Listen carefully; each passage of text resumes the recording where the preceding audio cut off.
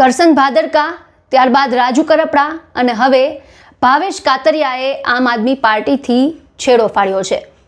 ભાવેશ કાતરિયા પ્રદેશમાં joint secretary પદ પર હતા। આમ આદમી પાર્ટીમાં તેઓ પાયાના કાર્યકર તરીકે ઓળખાતા હતા અને અચાનકથી તેમણે તમામ પદ પરથી પાર્ટીથી રાજીનામું આપી દીધું છે અને રાજીનામું આપી અને સાથે સાથે તેમણે આમ આદમી પાર્ટી પર સણસણતા આરોપ પણ લગાવ્યા છે। આ સાથે જ તેમણે ગોપાલ ઇટાલિયાને લઈને પણ એક એવું નિવેદન આપ્યું છે જેને લઈને હાલ ચર્ચાઓ થઈ રહી છે।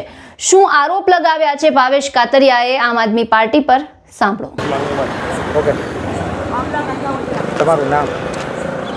મારું નામ ભાવેશ કાતરિયા।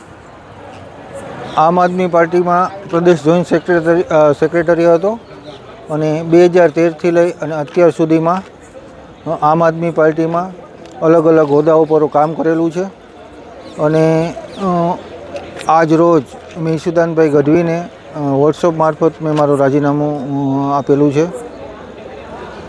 રાજીનામું આપવાનું કારણ શું?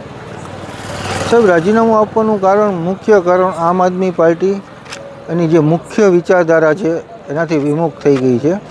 જે પહેલાં આમ આદમી પાર્ટી હતી અને જે આમ આદમી પાર્ટીમાં અમે લોકો જે કામ કરતા અને અત્યારની જે આમ આદમી પાર્ટી છે ને અમે કામ કરતા એમાં જમીન આસમાનનો થયો છે। આમ આદમી પાર્ટી એક કોર્પોરેટ કંપની ચાલતી હોય ને એ રીતે ટાર્ગેટથી ચલાવે છે। એક ટાર્ગેટ આપી દેવામાં આવે છે અને એ ટાર્ગેટ ઉપર જ કામ થાય છે। સોશિયલ મીડિયા ઉપર જ મોટું મહત્ત્વ છે અને બીજા એવા ઘણા બધા એવા મુદ્દાઓ છે કે જેને હું વર્ણવું, આગળના નેતાઓએ ઘણાએ વર્ણવેલા છે, પણ મને એવું લાગે કે હવે છે ને આનું કોઈ ભવિષ્ય નથી। આવું થતાં મેં મારું રાજીનામું આપી દીધું। 2013થી લઈ અને અત્યાર સુધી આમ આદમી પાર્ટીનું નેતૃત્વ તમારું કેવું રહ્યું? કારણ કે જે વિસાવદર વિધાનસભા છે તમારા ક્ષેત્રમાં આવતી હતી।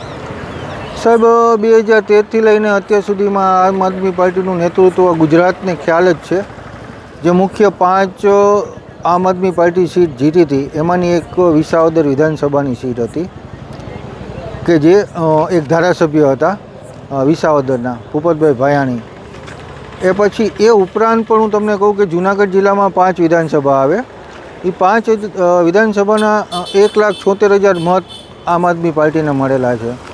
તો આ મારું અને મારી ટીમનું નેતૃત્વ અને અમારી મહેનતનું ફળ છે કે જે 2013થી લઈ અને 2022 સુધી જે મહેનત કરી ને એનું ફળ હતું। સાહેબ, તમે ધારાસભ્ય ગોપાલભાઈ ઇટાલિયાને કોઈ રજૂઆત કરી ખરી? સાહેબ, રજૂઆત કરવા માટે કાં તો ફેસ ટુ ફેસ મુલાકાત થવી જોઈએ અથવા તો ટેલિફોનિક વાત થવી જોઈએ, પણ ફેસ ટુ ફેસ તો અશક્ય વસ્તુ છે, પણ ટેલિફોનિક વાત કરવા માટે આપણો ફોન તો ઉપાડવો જોઈએ ને સાહેબ। મારે તમને રજૂઆત કરવી છે તો તમે મારો ફોન ઉપાડો, રિસીવ કરો તો હું તમને રજૂઆત કરી શકું ને। ગોપાલભાઈ મુદ્દે શું કહેવા? કારણ શું? ગોપાલભાઈ મુદ્દે હું બહુ લાંબુ તો ન કહી શકું, પણ હું એક વાક્ય ચોક્કસ કહીશ કે મારી દૃષ્ટિએ ગોપાલભાઈ છે ને 1 મિનિટના ધારાસભ્ય છે। 1 મિનિટના ધારાસભ્ય શા માટે? તો કે સોશિયલ મીડિયા થ્રુ અથવા તો સ્થાનિક મુદ્દાઓનું થોડું ઘણું પ્રેશર આવે એટલે કોઈની વાડીએ જઈ 2-4 પાથરા ઉપાડે કાં થોડું ઘણું કામ બતાવે અને સોશિયલ મીડિયામાં 2 વાક્યો બોલી અને સોશિયલ મીડિયામાં અપડેટ કરી દે એનું કામ। આ ઉપરાંત વિસાવદરની એક ધારાસભ્ય તરીકે કેવડી જવાબદારી હોય છે। વિસાવદરના કેટલા બધા મુદ્દાઓ છે। ઇકોઝોનનો મુદ્દો છે, ખેડૂતોને જંગલી પશુનો મુદ્દો છે, પછી લાઇટ, રસ્તા, આ ઘણા બધા મુદ્દાઓ છે એવા કે જે એક ધારાસભ્યની ફરજમાં આવે, પણ આ બધી વસ્તુ સાઈડમાં મૂકી અને બસ સોશિયલ મીડિયામાં વિડીયો અપલોડ કરી અને પોતાની વાહવાહી થાય।